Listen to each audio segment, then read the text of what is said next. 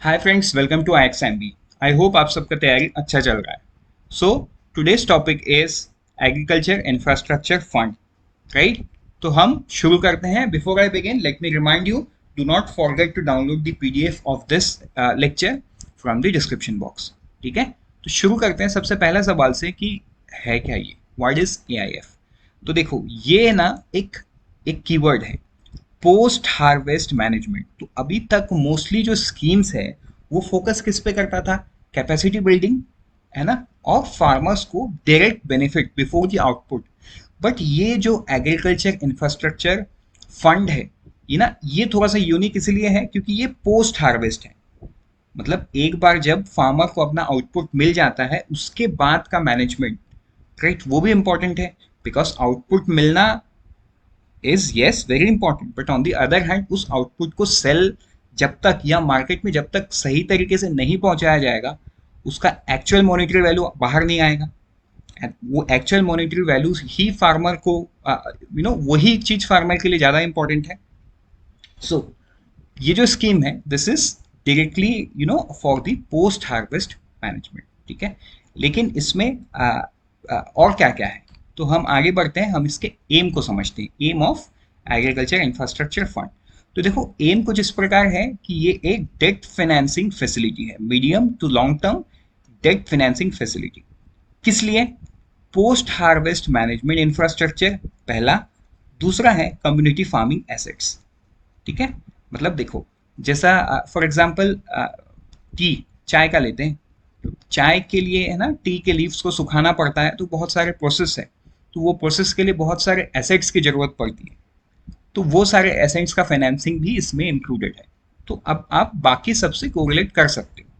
ठीक है, याद रखना, medium term debt financing facility, right. मतलब इसके अंडर में जो भी पैसा फार्मर को मिलेगा वो एक डेट के रूप में मिलेगा। आगे बढ़ते हैं, हम इसके टारगेट को देखते हैं। The scheme was initially set to run for 10 years, 2020 to 2029।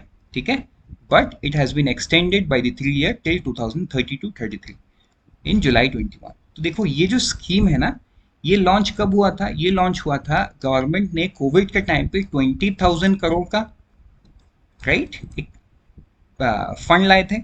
उसी टाइम पे ये स्कीम लॉन्च हुआ था। ठीक है, अब नेक्स्ट हम चलते हैं, समझते हैं नीड ऑफ AIF।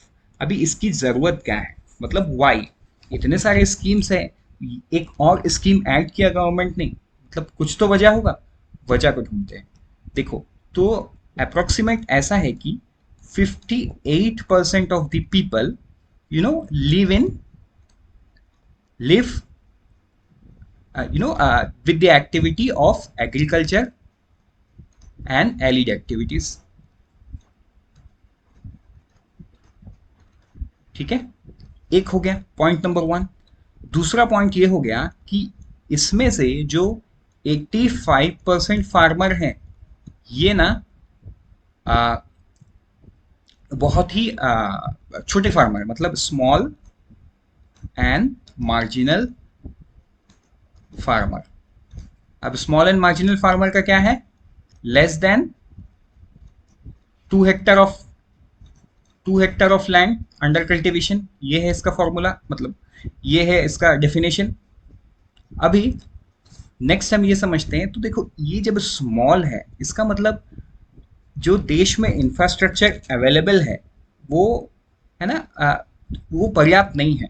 मतलब that is not enough to include everyone. तो लिमिटेड इंफ्रास्ट्रक्चर से क्या होता है, 15 to 20% जो आउटपुट है वो ना हो जाता है वेस्ट। तो देखो, एग्रीकल्चर प्रोडक्ट्स का इंपॉर्टेंट ये है कि ये most of the things perishable होता है, मतलब इनको समय पे मार्केट में ले जाना और उसके इकोनॉमिक वैल्यू को निकालना is very important.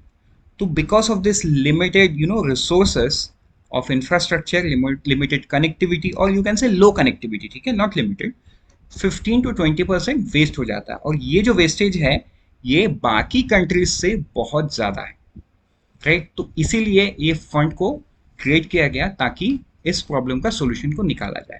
Now what will be provided? So under this scheme, ₹1 lakh crore will be provided by bank and financial institution as a loan with interest subvention per annum credit guarantee coverage under CGTMSE for loan up to ₹2 crore. ये हो गया पहला point, up to 1 lakh crore. अभी दूसरा है who are eligible, ये eligible कौन है, ठीक है।